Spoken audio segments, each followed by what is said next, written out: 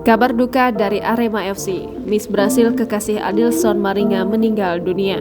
Kabar duka datang dari salah satu tim peserta Liga 1 Arema FC. Kiper Arema FC, Adilson Maringa baru saja kehilangan sang kekasih. Manajemen Arema FC pun menyampaikan ucapan duka untuk Adilson Maringa. Diketahui, kekasih Adilson Maringa bernama Gleisi Correia meninggal dunia pada Selasa 21 Juni 2022. Gleisi Correia yang juga merupakan Miss Brazil meninggal dunia usai menjalani operasi pengangkatan amandel. Wanita berusia 27 tahun itu mengalami pendarahan dan serangan jantung usai menjalani operasi di sebuah klinik pada 20 Juni 2022. Di sisi lain, manajemen tim Singoedan juga menguatkan hati Maringa.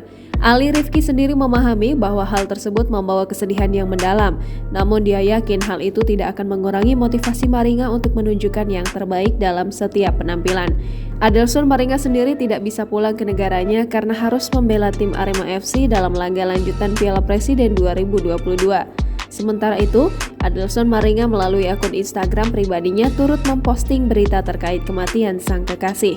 Adilson Maringa juga mengunggah video memperlihatkan momen ketika sang kekasih tengah berlibur.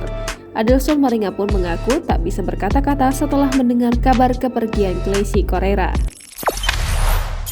Jangan lupa subscribe, share, komen, dan like ya!